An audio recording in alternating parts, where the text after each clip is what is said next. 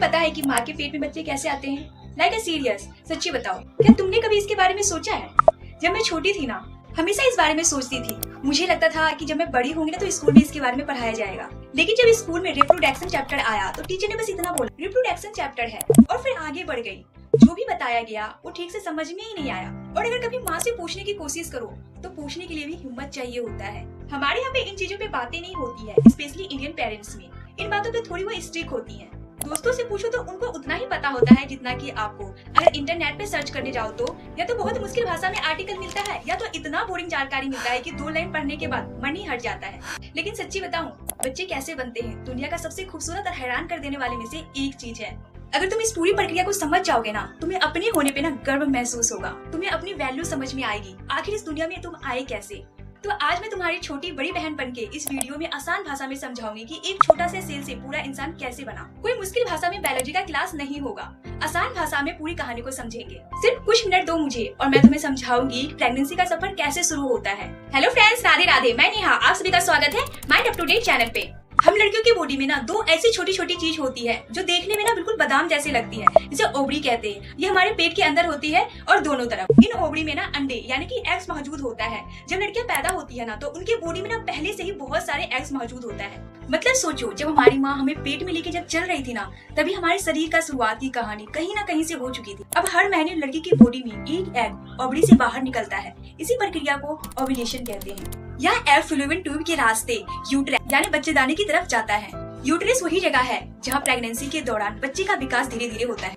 अगर इस एग से स्पर्म नहीं मिलता है तो ये शरीर से बाहर निकल जाता है और पीरियड्स आ जाता है। लेकिन अगर ओव्यूलेशन के समय एग और स्पर्म दोनों मिल जाते हैं तो नई जिंदगी का शुरुआत हो जाता है। अब सवाल आता है कि आखिर वो कौन है जो एग से मिलता है। अब बात करते हैं स्पर्म की। जब एक गर्ल और बॉय जब इंटीमेट होते हैं ना तो बॉय की बॉडी में से स्पर्म निकलता है और स्पर्म का काम होता है एग तक पहुंचने का।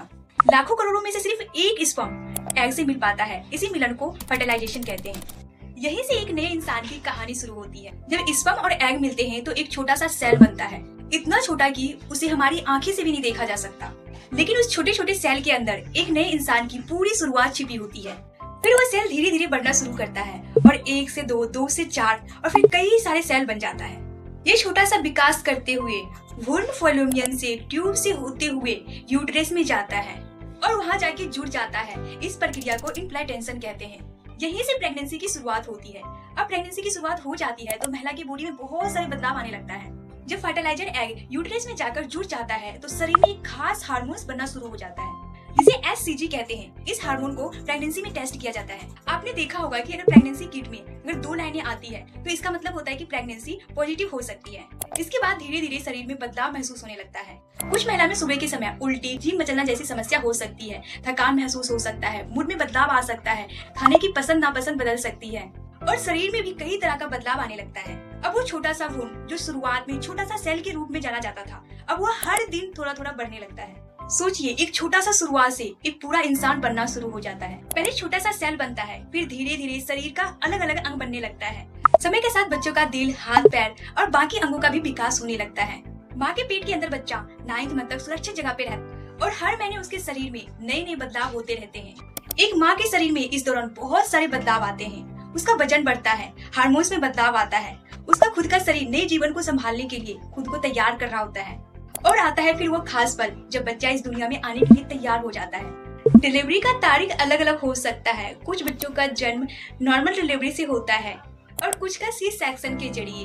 दोनों की प्रक्रिया अपने आप में बहुत बड़ा खासा और बहुत बड़ा चुनौतीपूर्ण है। तो आप लोगों को समझ में आ गया होगा कि माँ के पेट में बच्चे कैसे बनते हैं। सोचो, इस दुनिया में तुम आए हो, सांस ले रहे हो, सपने देख रहे हो और कभी तुम्हारा भी शुरुआत एक छोटी सी चीज से ही हुआ है। इसलिए कभी भी खुद को कम मत समझो, अपनी वैल्यू को समझो। जिस जिंदगी को पाने के लिए इतनी खूबसूरत सी प्रक्रिया हुई है, उसी प्यार और मेहनत के साथ जीना चाहिए। जब भी तुम्हारी जिंदगी में मुश्किल आए तो याद रखना, तुम्हारी सफर शुरू से ही खास है। उम्मीद है कि आपको ये पूरी जानकारी समझ में आ गई होगी। और वीडियो अच्छा लगे तो लाइक से सब्सक्राइब करना मत भूलिएगा। थैंक यू दोस्तों वॉचिंग दिस माय वीडियो।